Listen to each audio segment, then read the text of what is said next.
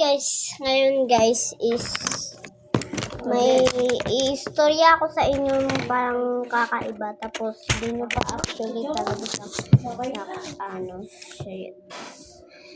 So, para sa normal game guys, hindi muna ako maglalaro ng paranormal game. Kasi dito sa bahay namin, may haunted house dito, isa lang.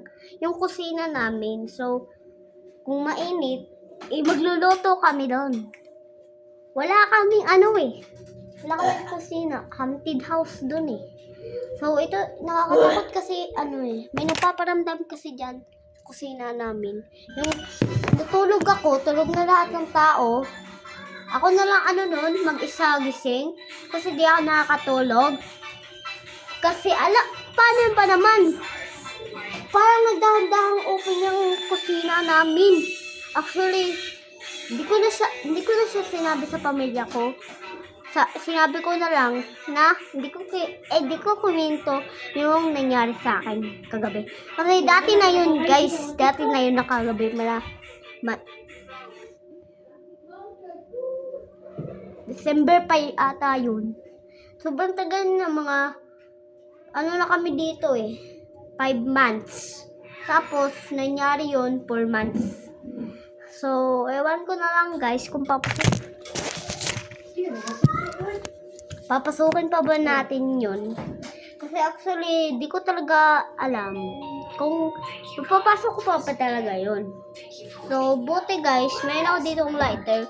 Kasi iilaw naman to. May ilaw. Ewan ko, papasukin ko ba yan? Di kasi yan nalalak, guys. Tignan nyo, guys. Di siya nalalak. Hindi siya lock. So, papasukin na lang natin kasi nakatayo tayo eh. I-light ko muna to. Let's go. Okay. Ayan pala yung kapitbahay namin, guys. Oh. Patakot eh. Paano ka na ba natatakot?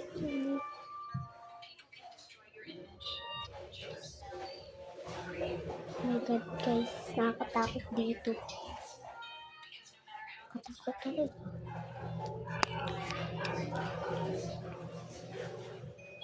Katakot, guys. Di ko talaga mamember.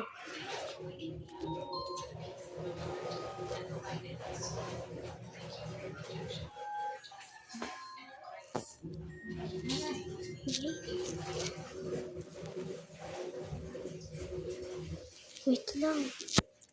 Ngayon. Dami yun, guys. Ewan ko niyo. Ano ka iba? May kumaano sa taas. Sa taas. Pero may maingay.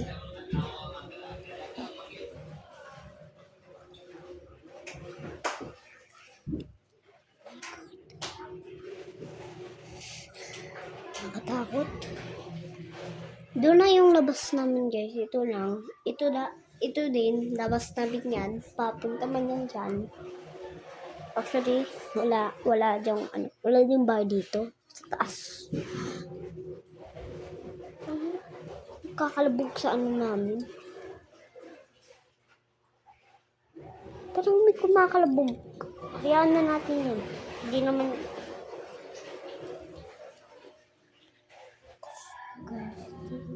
Takot. Parang hindi ko na kaya. Pasukin ko na lang.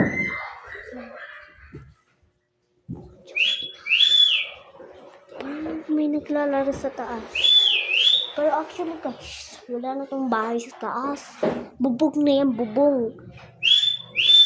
Bubong na. Actually, bubong na talaga yun. Pero naging bahay. Kasi kalabog.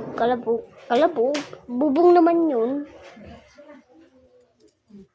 Hey!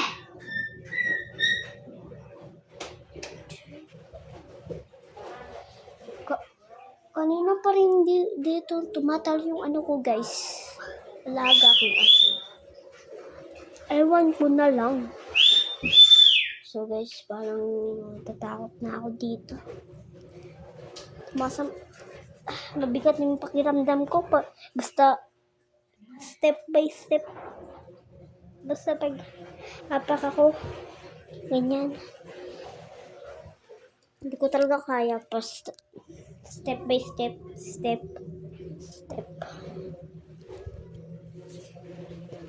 So guys, ewan ko kung ano nangyari sa akin. Kasi bakit ko to pinasok? Ito yung katakutan ko. Papasukin ko nga siya kasi anong laman nito? Ano namang tao?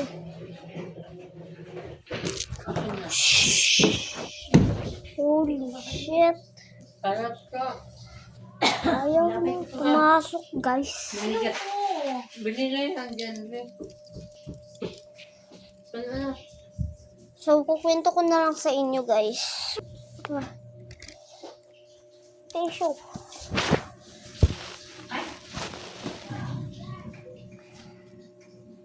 So, guys, yun na, guys. Dali na dyan. Hindi ko talaga na-inspire. Ang dugo yung ilong ko. Pinunasan na. May dugo pa yung kamay ko, guys. Tapos, Actually, tapoy na naman. parang gumagaan. Dili, manggod. Bumibigat yung pakiramdam ko. Basta, punta ko sa kusina. Actually, ano kasi ang secret din sa mga, Huwag kang magtinamag. sa mga tumitira dito. Tapos, Atik na lang tama, hindi ko pa kaya maupos. hindi ko alam, guys, na ako pa naman, nagdudugo yung ilong ko. Hindi ko talaga kinikwento to. Gusto ko ng ice Nagdudugo cream. yung ilong ko noon. Sabi kayo sa birthday niya akong ice cream. Hindi ko talaga malayan. Tapos, hindi ma-open yung ilaw dun eh. Kasi hindi kato yung ilaw dun. So, actually naman, nilagyan na rin ng asin dun sa kusina namin. Para naman, walang papasok doon na kahit anong spirit. Ewan ko talaga kung bakit nagdugo yung ilong ko. Hindi naman ako naglaro ng paranormal game. Hindi naman ako naglalaro eh. Ang ginawa ko lang, pumasok lang ako dun sa haunted house namin. Ay, haunted kitchen namin. Ewan na lang talaga guys kung bakit ganun. Wala naman eh. Wala naman akong nilalaro eh. Ito talaga, buong gabi na lang. Ay, buong gabi. Yung 4 years na kami dito, doon siya nagpakita. Like, parang umu-open. Parang gantong open, guys. Parang gantong open. Parang, di ba? Ay. Parang may sumisilip. May sumisilip dito. Like, maganyan. So, yun. Bye.